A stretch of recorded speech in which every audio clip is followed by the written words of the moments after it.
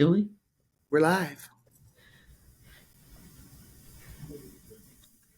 It's recording. Don't worry, we can cut that part out. And we're back with another episode of The Cooketh Boots. Cooketh of the Booted. The Cooketh of the Buddhist. Where we discuss all things that leave us absolutely cooked or might leave you cooked. Who knows? Either way, the Boots is in the kitchen and we are on our flambe type time today. We are back with part 2 of this Diddy expose. Did he do it? Diddy the Diddler? Did he bop? Did he done it? Diddy had to do him. Man, that man is wild. That's an inside joke you got. Today. What part 1 will we leave off on page 22, right? I'm gonna share my screen for the Saints. Yeah, let them see it. Let them see it. Because your boy Diddy, Sean Diddy Combs. We left off with the revealing that Diddy was willing to kill his own mama, allegedly. Janice? Allegedly. Is that her name? Yes. Janice. Yo, that's the name I use for the unofficial boo in my story time. The alias? Janice. I needed something. I just pulled something. Where did that come from of all the names? I don't know. You would never date a Janice.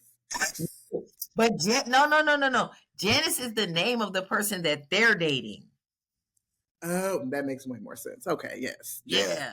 Because it was so girly. It was just so ridiculous. Sorry, Janice. Janice. That mess is comedy. And I keep cooking Janice too. Like, does Janice know that you're here? Of course not. Janice is oblivious. What's going on? Ooh. Janice walking around smelling like white diamonds? Oh, hell no. Not the, what's the lady who had on them husbands? Elizabeth Taylor. I just assume Janice smells like that. Oh, my God. Not the Elizabeth Taylor, not the, who's the people who get the pink Cadillac? Avon? Not the Avon, Joe. I'm not even going to tell you how this is applicable. That's not, we can't say this on screen, but the conversation I had with a person, we talked about white diamonds and Avon lady.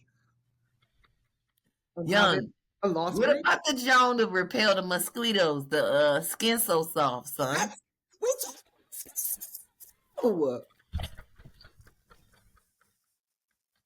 I'm gonna call them after this and be like, guess what came up on Cook Booth?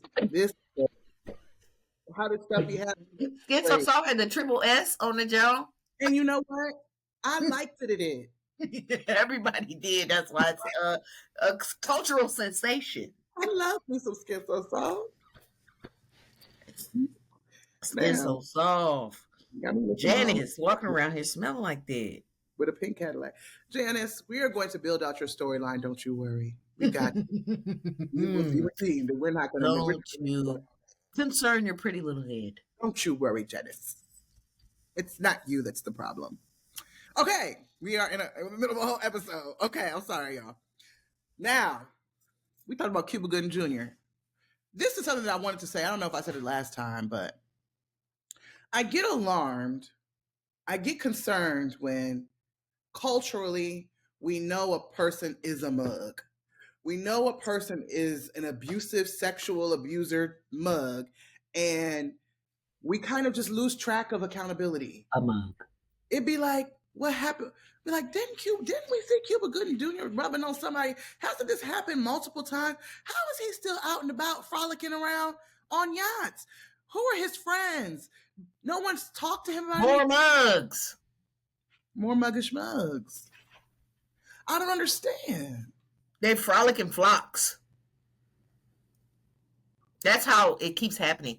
And when it's brought to the public, if they're not taken down in flocks, like I think the defense team needs to be, or the prosecution team, excuse me, needs to be a all-star like lineup. Like you were talking about, whoever the person who's drawn up this indictment has their own like issues in their character. Mm-hmm. Yeah, it needs to be other people there too, just in case that stuff holds weight and they get knocked down, and then the person goes scot free. Well, let's just clarify. Let's clarify for everybody who's listening what that is. Yeah, excuse me, I talk like that. So, I believe it was the Breakfast Club, because I was listening to Jess Hilarious. I believe on the Breakfast Club earlier this week, it was mentioned that the lawyer who submitted this affidavit and this assault complaint on behalf of Mr. Jones, Rodney, Lil Rod, the victim in this situation, the alleged victim in this situation, is now under investigation and being brought up on charges himself for essentially defamation, exaggerating facts, like just clout chasing celebrity clients, and taking evidence and fabricating things and sensationalizing things for the sake of a lawsuit, pressuring his clients into saying things that may or may not true, stretching the truth, be true, stretching the truth, etc. And so the other case that was referenced was with Nicki Minaj's husband, Mr. Kenneth Petty. Zoo. That's their receipt case. That's their receipt case. Yes, that's their starting to build a pattern of behavior and to discredit this lawyer who is. Wait. But her husband's case is the only one. No, that was what they referenced on the Breakfast Club. I don't know if there was more, but they were saying that now there is a track record, and that was an example of one of those. I don't think it's the only. Okay. Yeah. So, as we say, we've gone through this whole first 22 pages of this affidavit. It could all be exaggerated. We don't know. Nobody's. It does sound like fluff. You got to be honest. Some of it, again, like that dick sucker, excuse me, like that fellatio situation. I'm trying to understand how. Not you gonna clean it up, girl. I forgot. We say whatever we want here, but I'm trying to understand how, as a woman, and I get, we're talking about somebody who's supposed to be predatory. I walk into a bathroom after a man has finished urinating and somehow forced him to insert his penis in my mouth. I don't see how that's working. Is he aroused? How did you get down there? Teeth. What? No, it seems strange to me. It's not impossible. And if people are on cocaine, like that pink powder the saints are suggesting, if people are on the pink powder and the orange powders and the yellow powders, we don't know what the fuck going on. So I'm just saying, but it's still, I'm trying to figure out the details of how does this happen? I was thinking that too in terms of those sex workers. Because they're using phrases like, oh, he forced Rodney to have sex with sex. How? Where's the erection if he's forced? What's the forcing? You keep saying that. And when he sent him to, what was it, the booby trap? Yeah. I think it was captioned under that photo with those two women there that we just drove past. I read that this morning. I was like, what is this force? Yeah. This was the sentence. Mr. Combs used his power and influence to intimidate and force Mr. Jones into soliciting and sleeping with these women. Yes, that. What was said? Maybe that'll come into the, you know what I'm saying? But I'm just trying to, you know what I'm saying? Required Mr. Jones to solicit to perform sex acts at his home in Miami, Florida. Now, this is over a year and 2 months' time. If you just don't want to have sex, how are you forcing, a male, like if he doesn't have an erection, what is the force? Is he used? And then he's saying he used his power and influence. So he didn't physically do anything to him? Well, shit, he was being drugged left and right, apparently, from what he said. So we don't know. He could put a little blue pill in his champagne along with the ecstasy and the. Yeah, that's true. That's true. That's the only thing I'm asking is for explanations like that. Because otherwise, I'm missing it. Right. We just wanted, we would like to understand. And Yeah, I I need more details and clarity, please, and right. And I thank think you. it'll come, but we don't want our tone. I know we don't want our tone to reflect that we don't believe. Oh, Right. absolutely We not. are confused I and want. think that's how this thing goes on for so long. Hmm. Is the people being dismissive, like it's not possible. Right. It's highly, these things happen. There are people who have literally been, like, people can't again, I was R. Kelly. People can't understand how people stayed in a room in a house with no food and were urinating, defecating in buckets. Power dynamics, brainwash is a real thing. Like, don't think for 1 second that you, listener, have not been brainwashed by some aspect of this society. Uh-huh. Everything you think you believe, because that's just who I am, has been implanted into your mind through suggestion and what we call social acceptance. From the Yep. clothes you wear to the people you think are beautiful to your opinions and beliefs about politics, someone shares that idea, you are a part of a clique. It ain't individual. Mm-mm. Yeah. That's I think it's great that you use the term the power dynamics of it. Then in this particular case, like, let's be real. A lot of you niggas get up every day and go to work at a place you hate and despise that does not compensate you well. This man thinks he's getting the chance of a lifetime to work with a proven, guaranteed hit maker. He dangled around. Dangle. A lot of y'all would dangle. What next, Mr. Combs? Yeah, yeah, and he did. He thought his life was about to change, Absolutely. and that's part of this affidavit. That's what they're saying. The Mm-hmm. promises they made him. Mm-hmm. That's what he clung on to, and And it then, makes sense because then again, some of y'all clinging to Zaxby's, some of y'all clinging to Walmart. No, I'm just saying for anyone who, looking at it like nose down their nose at it and dismissive, like it's an impossibility. It's not. When you think your world is about to change. some of the saints are claiming to hobosexuals who live on their couch during tax season.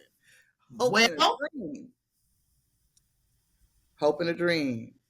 Some yeah. men are some men are clinging to a woman who looks like reflects a certain standard of beauty, but that character and that soul ain't in order. So Well, you look like a boss at the club, but she's bleeding you dry. well, ain't that something? I just like to throw the other dynamic because it ain't only the sisters that be clinging to stuff. Anywhom, so that I assume is what Mr. Combs uses power and influence to intimidate and force Mr. Jones into soliciting and sleeping with these women because of the power dynamic. Let us carry on with the next portion of this segment. Just to recap, Mr. Combs with an underage female here, underage female, sex worker, these faces are blurred out. And then Justin Combs with an underage female. Gee Willikers, Batman. Doesn't look good, but they're just pictures. Who knows what's happening? Who knows? Who knows? Who knows? Then we get in with Cuba Gooding Jr. Cuba Gooding Jr., this picture right here, I don't know if the Saints can see it clearly. Let me make it bigger. But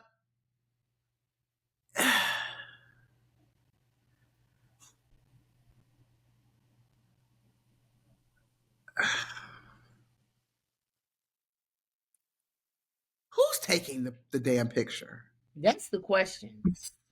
Who took this picture? Cuba, when are you going to rehab? And Mr. Yeah, Jones, he's looking super creepy. Look at that he look on his face. consistently looks creepy. Consistently Yeah, and that posture is wild. predatory. Mm-hmm. And and then Mr. Jones. And then he linked in with that. What is that? Some type of leather bracelet? That nigga ready to be strung up. Why is Cuba Jr. in here? We're talking about music. What's happening? This is the makeshift studio they refer to. No actor.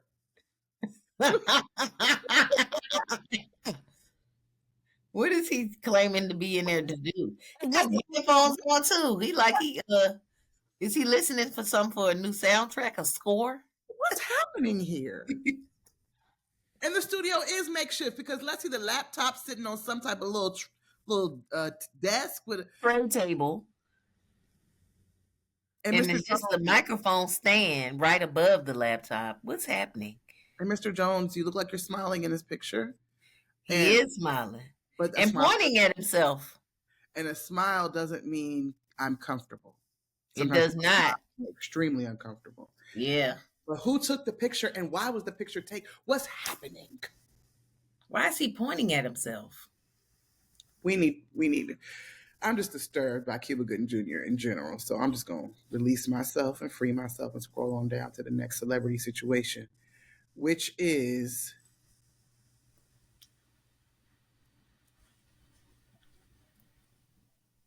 the Love album.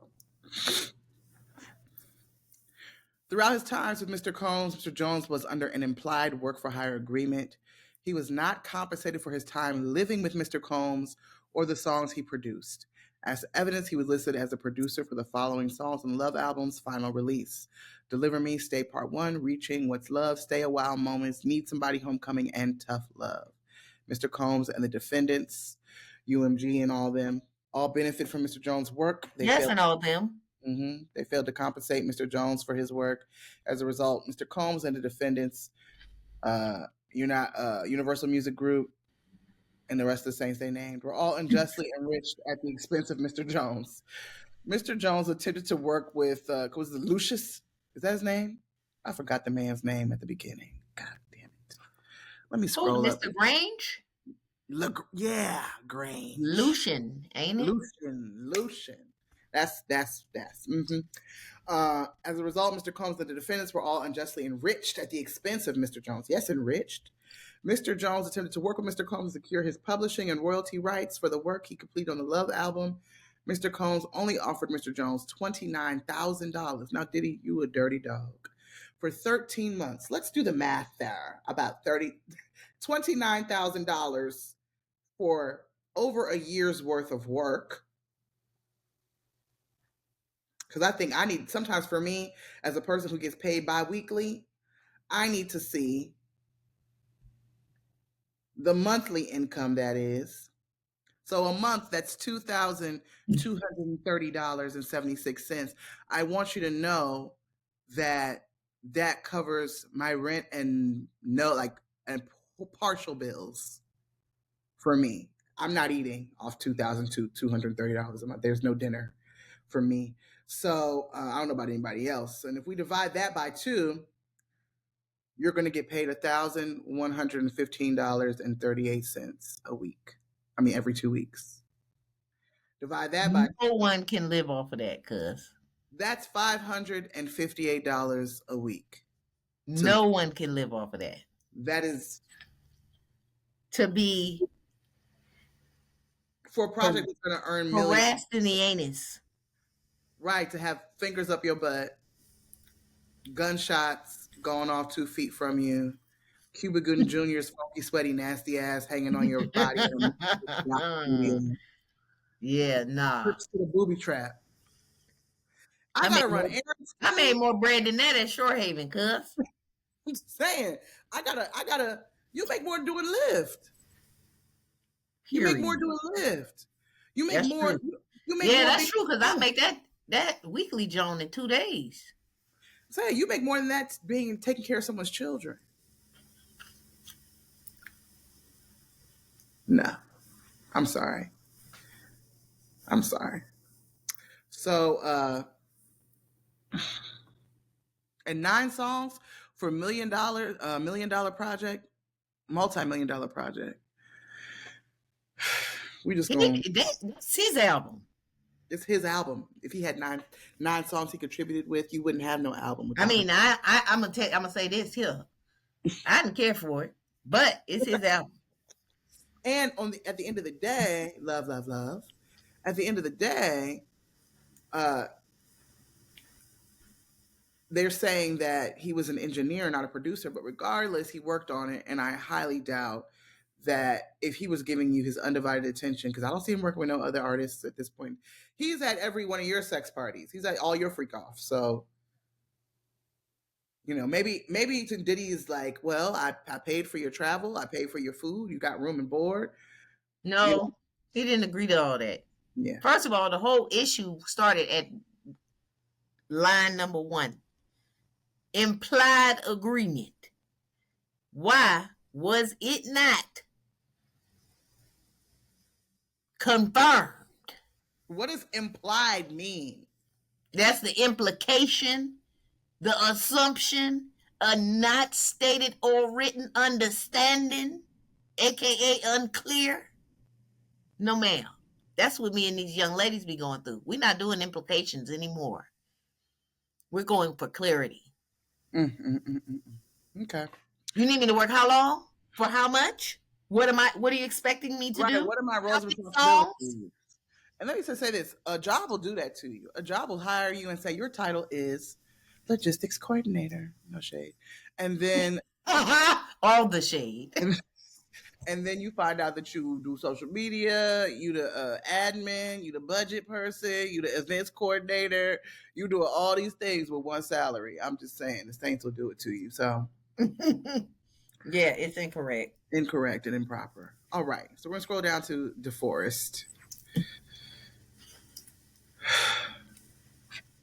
Okay. Mr. Jones attempted to work with Mr. Combs to secure his publishing and royalty rights for the work he completed on the Of album. Mr. Combs only offered Mr. Jones $29,000. Ironically, Mr. Jones was willing to take $50,000 for his publishing and royalties. Mr. Self-serving greed. would not allow him to pay an additional $21,000, which ain't a lot of money, y'all. $50,000 is not a lot of money in He 2024. just paid Cassie $30 million. He Come could on, give that man some money. we could have gave him at least a milli. A milli. Mr. Combs' deceptive business practices became so bad that Mr. Jones, and you're used to using people who work for sex, so consider him a sex worker and pay him what you would have paid them. Mr. This Combs, is facts. But see, the sex workers don't deal in implications. no, because it's clear. Yes. What we doing? This is my hourly rate. Period. Oh, okay. These are the things I do, and these are the things I don't do. You know how we do at the booby trap? See, that's Mr. Jones bad. That's what I'm saying. Mr. Jones ain't in his bag. He don't know what he doing. Let me stop before I get myself. Mr. Coleman said the business practices became so bad that Mr. Jones was left with no choice other than to make a public plea on social media for Mr. Combs to pay him for his work. This is true. After publicly requesting that Mr. Combs do the right thing and pay him fairly, Mr. Jones received an onslaught of threatening messages from Stevie J and Love Records A&R DeForest Taylor. So Stevie J's a sex worker and a hitman. No, Oh, ain't that the name of their group? Hitman? and they would, yeah, Hitman Steve, and he would do this. Oh, Publicly, you can go on Instagram right now; it's still there. it's literal. Is it still there? Let's take a look. Can you It see is it on the still- computer? Can we show the people? Let's see if we can. I'm gonna have to go to another screen real quick. Let me get it together for y'all.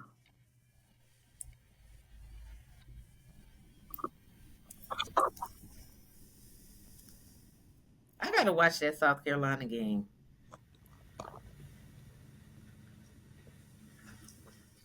Because the whole world is talking about it. Except me. I'm the one that niggas feel on the low stick. I'm talking like the kids that they mostly.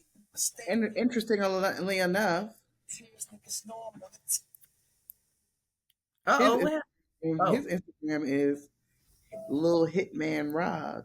Rod Little Hitman. What? And it's still that? Mm-hmm. He just want his money. Hitman Lil Rod. Lil Rod made it. I'm sorry. Rod, can I tell you something? Remove the Lil. You're a father. And why is he still calling himself a hitman?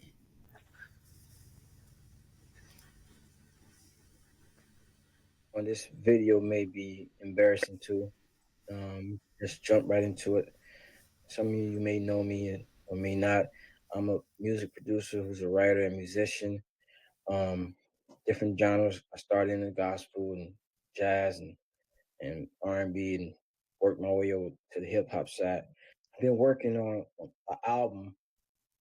Took a year off straight working on this album. That album is the Love album, Off the Grid by Diddy.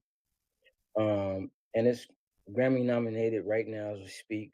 I should be celebrating, but the truth is I'm not. Taking this album on has required so much time, um, months and at a time, 16 hours to 24 hours a day. Sometimes, you know, Diddy will request certain works to be done and tell us don't go to sleep until it's done. And the truth is we'll be up for days trying to accomplish that. I've tried to get my business straight with them on this album, but the truth is they're not playing fair. They hit me on below the belt on so many situations. Just dealing with this. The contract that they give me and the offer that they gave me was just disgusting. The producer fee, pennies, and on top of that, these guys are trying to steal my publishing. I can't go for that, so I'm fighting back. He's a fighter, but I'm gonna put in this fight. I got to do it for myself, my rights, and most importantly, my kids. Taking my publishing or stealing it is just it's. I'm not gonna let that happen. Not gonna let that happen. Again, this is one of those projects that took so much time from me. I missed holidays with my family, just out working on this album. At what point I was running around with the hard drives, the computer, just to run the ball on this album, to finish the production on it, make sure that this album came to, a good project with good vibes, you know, just where it is right now. Um, and just to be offered little to no participation in this is highly disrespectful. I won't be that guy 20, 30 years from now looking back saying, I wish I'd done this. I'm going to do this now. Um, Doing this situation is not easy. Taking Puff to court, suing him is not easy. I don't have the monies that it's going to take to fight him in court. So I'm just asking, if you in support, please. The link is in my bio to my GoFundMe. The, the money will go towards my attorney fees and to just make sure And that's what Cassie need to, how Cassie during the need to process. support I him. Give him really some appreciate. cash. This is the next one. He's still Hello, going. everyone. Until further notice, I will not be performing at any gigs or anything like that.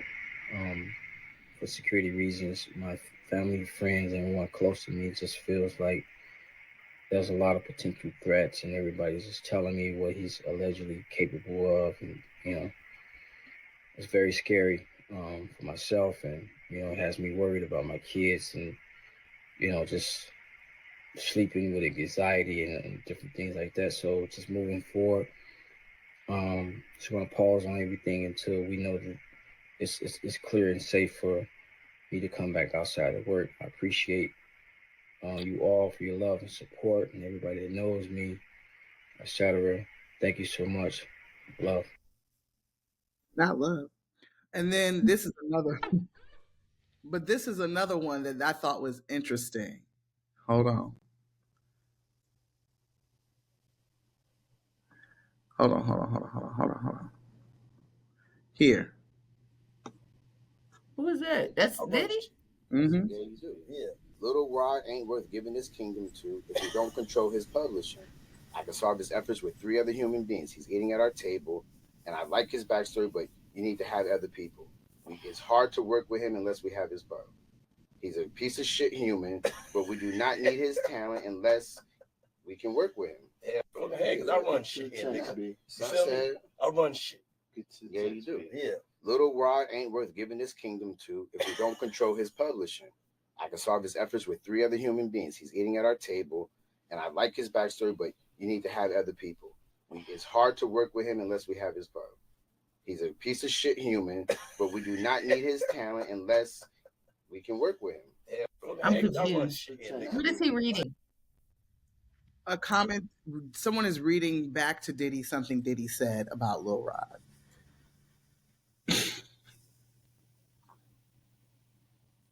And Diddy is saying that Lil Rod is a piece of shit human. He's just doubling down. He's laughing at his own words. And he said, "Cause I run shit." Correct. And what is else is the person saying? We don't need to work with him. He's not worth the publishing. What? Correct. Basically saying, he's not worth. He worked with 3 other people, and that was what the argument was: is that he wasn't the only producer, so it's not, or engineer or whatever, and so it's not. The money he's asking for is outrageous, is what they're trying to suggest.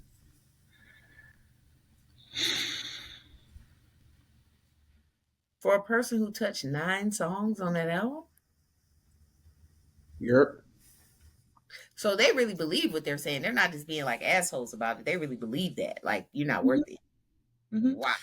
That was essentially what Stevie J's, comment was, that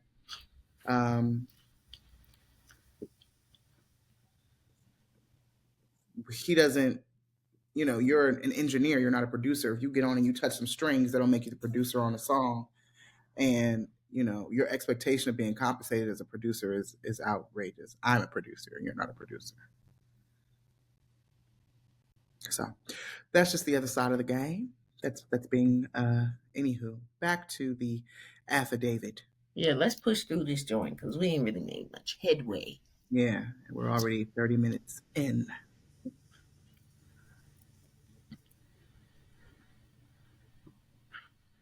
All right. Mr. Combs' deceptive business practices became so bad that Mr. Jones was left with no other choice to make a public plea. We just watched that. After he also received death threats. Okay.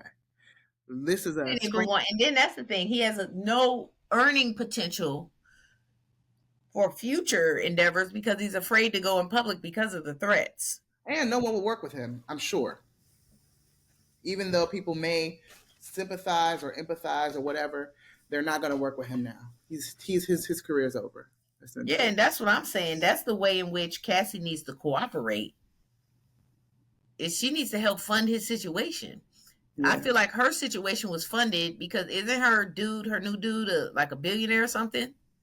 I don't know about that, but he was a personal trainer. But I think... he doesn't have any money. No, I'm just kidding. She went after his corporations, and that's where the money came from. She didn't go after him personally. But doesn't this affidavit name off companies? Yeah, not necessarily his that he owns, but ones that were involved, yes. Oh. Yes. But see, he could have done that too because he was working for him. He could have. Excuse me.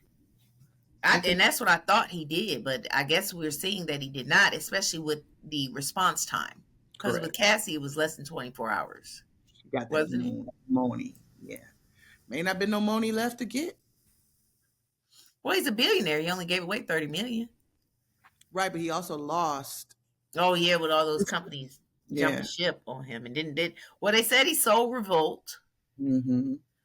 There's got to be some assets somewhere. But they're probably only under his name or his kid's name and not the companies anymore since they're no longer his. Okay, DeForest Taylor, head of A&R. I'm assuming from my text messages that Blue is Lil Rod and the other ones is DeForest. You playing? I'm in the studio. Some voice note. LOL, you 100% lair and weirdo. You meant liar. Okay. Lair. People hide. They can't spell. It's okay. Number still same. Run into nigga. Come talk to me in public on a public podcast and forum. Okay. Those are the threats. According to Mr. Jones, Mr. Combs is very forceful and demanding. Mr. Combs not take no for an answer, but often threatened to inflict bodily harm on Mr. Jones, as Mr. Jones did not comply with his demands. As detailed above, Mr. Combs threatened to eat Mr. Jones' face. Why is that always people's tactic? Like, I guess it's like high people. Because remember, excuse me, remember the bath salt people? They would eat people's face. What is that? I don't know what that is. That's weird. Hi. Psychotic. As the A&R of Love Records, DeForest Taylor did not require Mr. Jones or any of the other creative musicians, artists to sign an NDA. That's just justifies why they could put that screenshot in there. On another occasion, while standing in Mr. Combs' bedroom, Mr. Jones was forced to watch as Mr. Combs displays his guns and bragged about getting away with shooting people. We talked about this and we didn't even notice. We talked about this. Mr. Combs shared that he was responsible for the shooting in the nightclub in New York City with rapper Shine. He shared that artist and Mr. Combs' girlfriend at the time, Jennifer Lopez, aka J-Lo, carried the gun into the club for him and passed him the gun after he got into an altercation with another individual. Oh, Jennifer! I never knew that. Me neither. Wow. So you jumped ship? Oh, Jenny from the block after you passed in the Glock. Jenny from the block passed the Glock this whole time. We were wondering why you was gone so fast. That's crazy. Jenny, she was like, no, I need a Ben Affleck. She knew. It's okay. Stay true to yourself. You're not about that life. No worries. That's wild. Look at them lips. Look at them. This is drugs. Drug mugs. Look at her. Look at my eyes. Y'all are on things. The shooting in Chalice Recording Studio confirmed Mr. Combs' statement. These statements reinforced Mr. Jones' fear of Mr. Combs and strengthened Mr. Combs' dominion and control over Mr. Jones. Mr. Jones was terrified of Mr. Combs. He felt like he could not tell him no. Mr. Combs consistently made it clear that he has immense power in the music industry and with law enforcement. Mr. Combs made it clear that his head of security, Fahim Muhammad, Mr. Muhammad, had the power to make people and problems disappear. Fahim. Oh, hey, Fahim. A little cute. Mr. Combs instructs his staff to always contact Mr. Muhammad if they are ever pulled over by the police in Miami or California. Oh, so when we were worried about how that shooting took place and how the police didn't go upstairs to investigate that shooting at that writers' camp, it was Fahim. There you have it, Mr. Muhammad. Upon information and belief, Mr. Muhammad spoke with the LAPD after G was shot at CRS. And we didn't even read this far, y'all. We just was out here pulling the case apart. That's crazy. But we're critical thinkers. Period. The LAPD was in CRS and witnessed the blood in the restroom, and they went with the bogus claim that shooting. I knew it. I was like, they're following this story to the T. Even when something is true, it is not that spot on like that. I was like, this don't make no sense. It's some foolishness amok. This was all thanks to Mr. Muhammad's connection within law. Mr. Jones had no reason to disbelieve Mr. Combs, as he had seen firsthand through the shooting of G. Remember, he was 2 feet away. And the subsequent violence of the LAPD and the media that Mr. Combs indeed had the power to harm him, and do. Well, this case is getting stronger as we go on. Yeah, I'm starting to understand. The LAPD spent hours in CRS after the shooting of G, yet there were no arrests. Mr. Jones witnessed the LAPD in the restroom pictured above, yet no arrests were made. The morning after the shooting, Mr. Jones and several others arrived at CRS, and G's blood was still on the floor of the restroom. And Mr. Combs hired. They didn't even bother to clean that crap up that night. Defendants Ethiopia Habtemariam, Lucian Charles Grange, Motown Records, Love Records, and Universal Music Groups aided, abetted, and profited off the Sean Combs RICO enterprise. There it goes. Well, Mr. Jones recalls saying defendant Grange visiting Mr. Combs' home in Miami, Florida, and Los Angeles, California. According to Mr. Jones, whenever defendant Grange visited Mr. Combs at his house, it would be in the evening, and he and Mr. Combs would disappear for hours into Mr. Combs' bedroom. Now, maybe you wouldn't think of anything if it were an average person, but we're talking about the diddler, so we know what they're doing in there. According to Mr. Jones, whenever defendant... With Mr. Grange, he's like 180 years old. It's the freak off. The freak off is the freak off. Oh, yeah. He probably only organizes from prostate stimulation anyway. You think Mr. Grange ain't been at all the... He's probably at the goddamn Nickelodeon party at some point. According to defendant Grange sponsored and attended several Love album listening parties at Mr. Combs' home in Los Angeles, California. These parties were sponsored by defendants MR, LR, and UMG. Why did that one album need so many listening parties? That album was not good. As evidence above, these parties had sex workers and underage girls present. During these parties, defendants Grange knew or should have known that Mr. Combs was drugging the attendees through the laced bottles of De Leon tequila and Ciroc vodka. Mm. Oh, and then go put the logo up there. It is just for a little measure. It's no secret that Mr. Combs has specific bottles of alcohol designated for females and other bottles designated for his staff, his artists, and himself. The fact was detailed by former artists and bodyguards of Mr. Combs. As a sponsor of these events, defendant Grange had a duty and obligation to ensure that sex workers and underage girls were not present and that Mr. Combs was not spiking the alcohol with date rape drugs. On YouTube channel The Art of Dialogue, former bodyguard Gene Deal, you all should check that out because I've seen that too. Yeah, that's so good. Exposed Mr. Combs' pill mixing method used to spike cranberry juice and orange juice. According to Mr. Deal, Mr. Combs would place ecstasy and other date rape drugs in the juices. On YouTube, The Art of Dialogue, former artist Mark Curry exposed Mr. Combs spiking bottles of Moet champagne in the VIP section of nightclubs. Mr. Combs would have a set of Moet champagne bottles for his artists and a set for women. This writer has spoken with several former employees of Mr. Combs who witnessed defendant Coram instruct her staff to lace champagne, De Leon, and Ciroc bottles with ecstasy and other illicit drugs. Mr. Jones recalls seeing defendant Habtemariam visiting Mr. Combs' home in Miami, Florida, and Los Angeles, California. According to Mr. Jones, whenever defendant Habtemariam visited Mr. Combs at his homes, it would be in the evening, and she and Mr. Combs would disappear for hours into Mr. Combs' bedroom. According to Mr. Jones, defendant He's having sex with everybody? Everybody visited Mr. Combs at defendant CRS during Mr. Combs' writing camp. Defendant Habtemariam sponsored and attended. Let's not act like Diddy don't have an office. Did y'all go into the bedroom? Okay. And here's the thing. Why is everybody so comfortable that there is no sexual transmitted diseases going on? Because if this man sleeps with dudes and stuff too. I ain't see him talk about no check, but shit, he might. At a certain amount of money, you might not be worried about no STD. You might just wake up and be like, "Hey, get me the penicillin. Come on." The prep. Probably been on prep. These parties were, and that's if you care. These parties were sponsored by defendants, Motown Records, Universal Music Group, Love Records. As evidence above, these parties had sex workers. Okay, all right. As a sponsor of these events, defendant Habtemariam had a duty and obligation to ensure that sex workers and underage girls were not present. That's very specific, but I assume yes. And that Mr. Combs would not spike the alcohol and was not spiking the alcohol with date rape drugs. Defendant, this is good.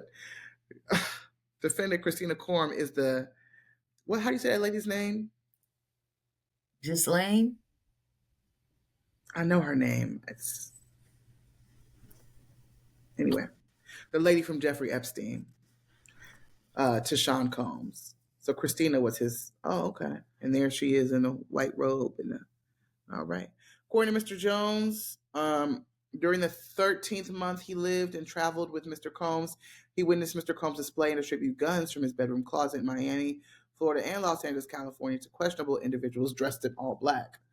According to Mr. Jones, during the 13th month he lived and traveled with Mr. Combs, he witnessed defendant Coram openly order her assistant to keep Mr. Combs high off gummies and pills. Defendant Coram required all employees from the butler to the chef to the housekeepers to walk around with a pouch or a fanny pack filled with cocaine, GHB, ecstasy, marijuana gummies, and Tucci, a pink drug that is a combination of ecstasy and cocaine. It is important to defendant Coram to have Mr.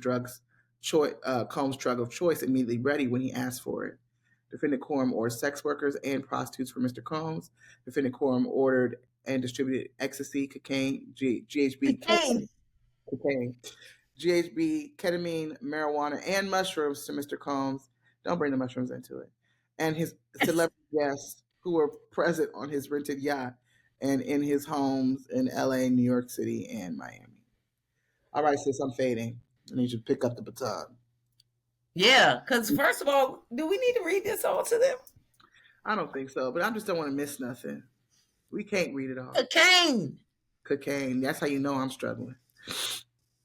Yeah, but you're controlling the roll. What's that? The mouse. You're making the paper move. I got you. Okay, where'd you go? The rented yacht. On On multiple occasions, defendant Coram forced Mr. Jones to carry Mr. Combs' drug pouch against his will. As the chief of staff, defendant Coram was instrumental in organizing and executing the RICO enterprise. Defendant Coram had the following individuals execute the following tasks for the RICO enterprise. Stevie J recruits sex workers and attends and participates in freak-offs. Justin Combs solicits prostitutes, underage girls, and sex workers. Would engage in freak-offs. Brendan Paul works as Mr. Combs' mule. He acquires and distributes Mr. Combs' drugs and guns. For 18, they said they have a recording and will provide it to the court. They also have a video of Mr. Combs, Stevie J, and the Plaintiff Jones at the strip club. Mr. Combs is recording the video while coaching and training Plaintiff Jones on how to recruit the sex workers. That's coaching. So we also saw Brendan Paul get apprehended by authorities. And they just go through the list of the folks. I'm just trying to generalize here. Frankie Santella, Moy Bond, hire sex workers. The word freak off makes me laugh. I don't know why.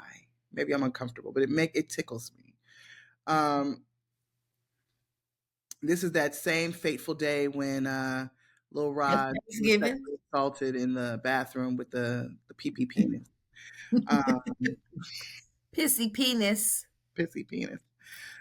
Freaky fellatio. Mr. Combs funded and used his affiliation with local gangs and gang leaders who would frequent his home in LA and Miami. This is ridiculous. This is really ridiculous. And let me say this, y'all. There's 73 pages. I mean, we're only on page 33. It's 40 more pages. This is crazy.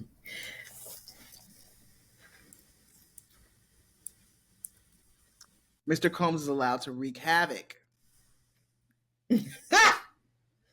It's crazy to me. Like it's so intricate. It's like good luck. That's what I'm saying. Whoever that lawyer is who drew this up, he needs a team. It does not need to be one person. I hope yeah. This is too intricate for it needs to be a team of like all-star legal professionals. Because this is outrageous. Yeah, it's too much. You know, I mean, even, okay, upon information and belief that these individuals were recorded without their knowledge and consent, as in the case with the homosexual tape of Stevie J and Mr. Combs provided to Mr. Jones possesses compromising footage of every person that has attended his freak-off parties and his house parties.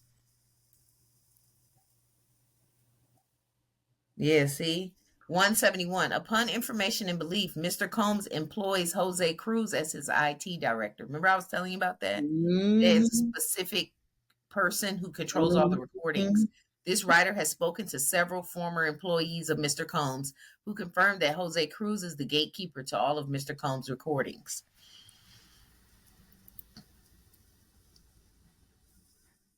Yeah, see, how they need to attack it is like it needs to be multiple attorneys, and each one of them is assigned like a team. Like you all are in charge of all of the investigation into this group. Because it's like it's LA gang stuff happening, it's police force stuff happening, it's his private staff work that's happening, it's all kinds of stuff going on.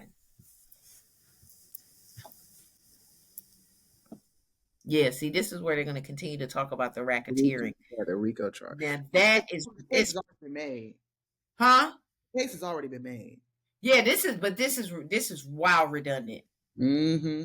Yeah, I read that part and I was like, okay, y'all saying the same thing over and over. Upon information and belief, upon information and belief. Mm-hmm. RICO. And then it repeatedly says what's the racketeering claims. Right. Which is basically just them bribing and threatening him. Yeah. And they have to keep saying that over and over for every piece of evidence because that's yes. And the main bribes, they were saying like, oh, you could win a Grammy. Oh, you could have a $20 million house. Oh, you could end up getting like up to 250,000 per song. Like it's the same, like basically baiting mechanisms they use to keep him engaged the entire 13-month period.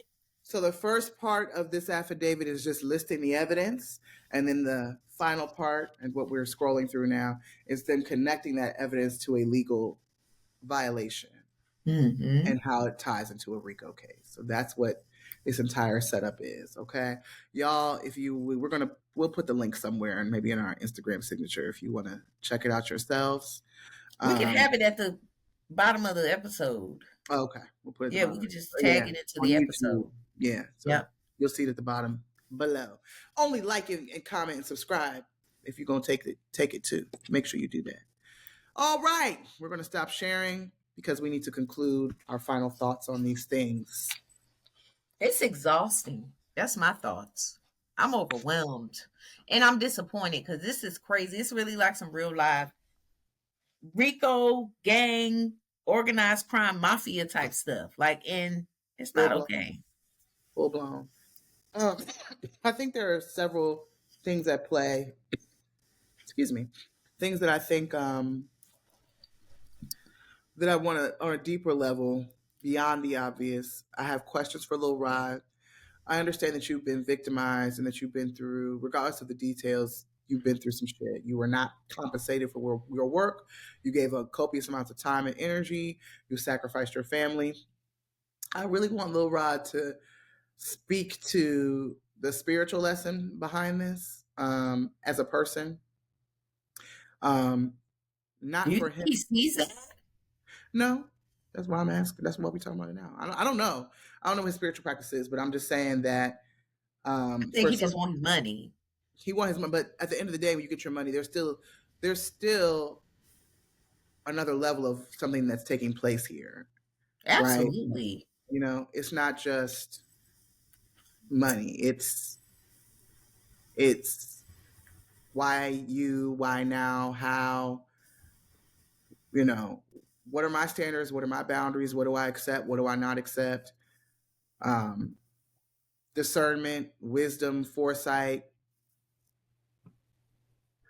And I'm not saying that you know, it's like none of this behavior is justified. I'm just saying the ways in which one ends up, you don't want to end up in this predicament again.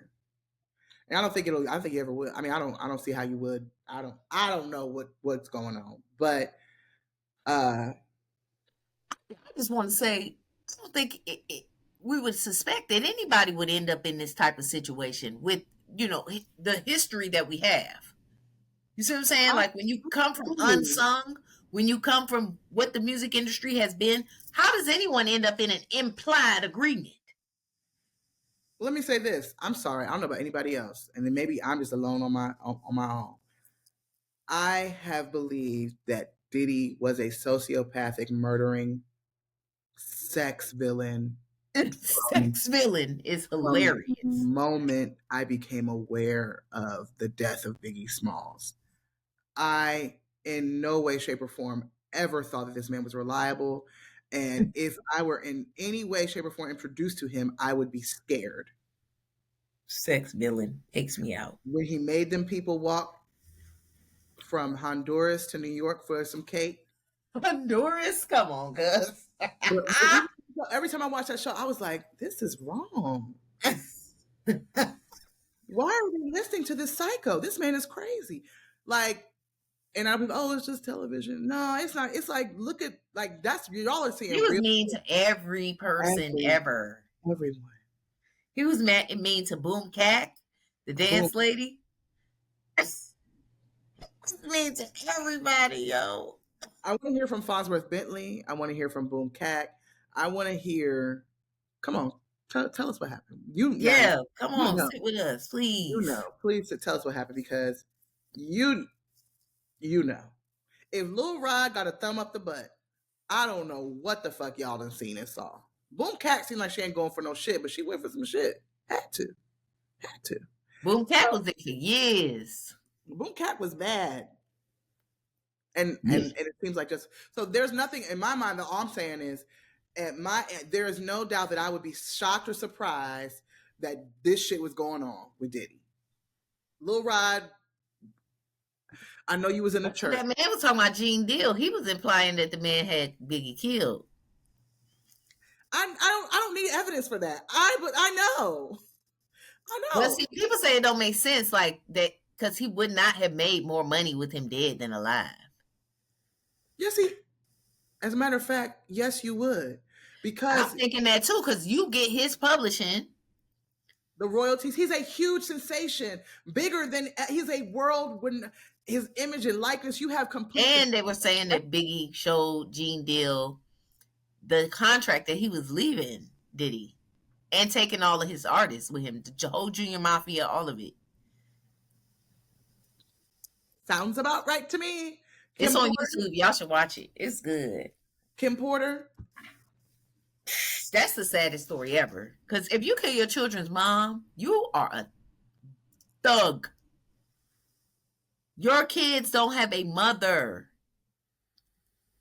You rolling around here crying on Instagram. That is thug life, baby. Do you hear me? I'm sorry. Little Rod, I don't know where you were at. I don't know where you lived. And Chicago. So you had to, come on. You had to know. Maybe it depends. He might have been on one of them suburban sets. I don't give a fuck where you. They say he was super Christian. I know. That's why I say you maybe were. Maybe he was like Papa's pulpit. He wasn't really necessarily outside.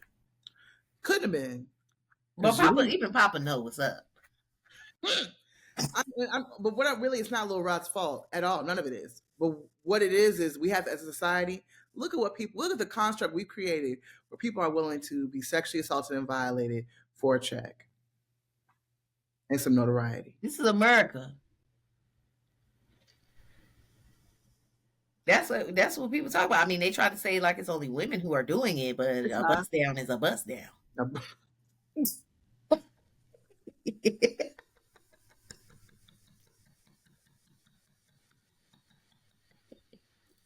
People like that bust down middle part, but they know that's the anus symbolism. Talk about that bust ass. Down middle part. Bust down middle part. I'm sorry. That's why I don't like this episode, because it's trying to be all serious and we still cook boots. Don't get it twisted. Lil Rod is bust down activities taking place. And somebody need to say it. And I'm not saying you wasn't violated. I'm just saying some of it you participated. Bars. Yeah, because you didn't come forward until you didn't get paid. So you was looking at that $557 a week for the past year and a month. When you saw that $557, you was like, oh, I gotta tell. Yeah, that's what took place. Because if you would have got your bread, you wasn't telling. And I'm saying, as a society, it should have been the thumb in the butt that made you tell. Not the five. I'm gonna put my thumb in a butt. Should have been the thumb, but I get it, and I appreciated that the breakdown of the fear that came along with knowing this man controls the LAPD or has association with, that he has guns, that he already done shot a motherfucker in the face, and J-Lo's in on it. He's butt fucking Meek Mill and Usher and Stevie J and all this shit. It's just people was in the whole time warp like, what the fuck is happening? Gangster and shit. Especially coming out of the church in Chicago, he was like, what in the pulpit? You couldn't turn back. Because now your family about to tell you, I said this in part 1, that secular music, it's a rap. He got you. His grandmother was like, I told you. I told you, baby. I told you. That devil was in them lyrics. And you won't carry your ass down to the north. That's what I'm saying. Now all you can work at is a church. Because, I mean, it's like a Tina Turner story all over again. You know, like... Or Sam Cooke. Yeah. The evidence is consistent. The music industry is the devil. Devil. Go tell it on the mountain. Y'all should have stayed in your church house. Stayed at home with the Lord. You would have it wouldn't have been, like, the money would have been irrelevant. You ain't make the money. You know what I'm saying? Even if the thing is, this is not What a was you looking for? Notoriety? this is not if you're talking about a RICO charge, this is not a civil suit. So I'm not seeing where you're going to get the funds. Where are you Who going to get? told him to file like that? I don't know what's going on. We have so many questions that ain't been answered, but we'll stay tuned. Anyway, closing remarks. No. Well, It's been fun, I guess. It's wild. It's wild. It's Wild Wild West. Like you said, it's so much stuff that's still open. It's like we just went over it together. I hope y'all enjoyed it, like seeing it from our lens. and just remember to ask motherfucking questions because we don't know what's going on. What did Michi say between Diddy and Nickelodeon and Who April said Fool's? We that? don't know what the fuck going on. Who said that? Lil Meech. Oh, He's like, I don't trust and shit. I know he ain't talking between them BMF episodes. We don't know what's going on. That mess is crazy. I know that's off the top. We're gonna get into BMF because Diddy. I mean, because 50, you're very loud. You're very loud in response to what's Yeah, happening. somebody do need to check him because, baby, after y'all, let me just say this: after y'all kill Ghost, slippery slope, my nigga, slippery slope. I remember it. We got to talk about that too. Omari Hardwick, we're waiting on your story. November 24th, 2021. That was some bullshit. We're going to break down this 50 Cent song. And for the weak ass Tariq, we don't want to Tariq the nonsense before rising. I'm sorry. This about Sean. Excuse me. We are going to we clearly have to discuss 50 Cent now. I'm scared because I'm actually scared of 50 Cent. I ain't gonna lie. Like, because 50 Cent he has no restraint and he's with all the shits. You saw what was on my story this week. Shit, he might have something, you know what I'm saying? And he's been connected to an artist's death. Who? I'm just saying he benefited from the death of Pop Smoke. Oh, I was looking sideways at that too during the COVID. Nobody didn't want to talk with me about it. Something don't seem right. Seems like you and Diddy are similar. You might not be with the freak off shit, but the mafia shit you're definitely with. We know that to be true. Anywho, so thank you everybody for joining us for another episode of Cook Boots. We need to go to New York and get some people to talk to us. Talk to us. I'm not rolling around New York interviewing a goddamn girl like my motherfucking. Don't me with the no man Pam. No ma'am, Pam. Say my ass right in LaGrange, Georgia, where I live. She wanted to hang out on Metropolitan. That's where she feels safe. I be on. You don't be in sex fitness. Goodbye. If anything happens to me, stop playing. If anything happens to me, it was at the hands of my own sister, Judith. Dropping locations that was taken. Tell me boot camp. We're going to redact this. I don't be nowhere in Atlanta. I live in Selma, Alabama.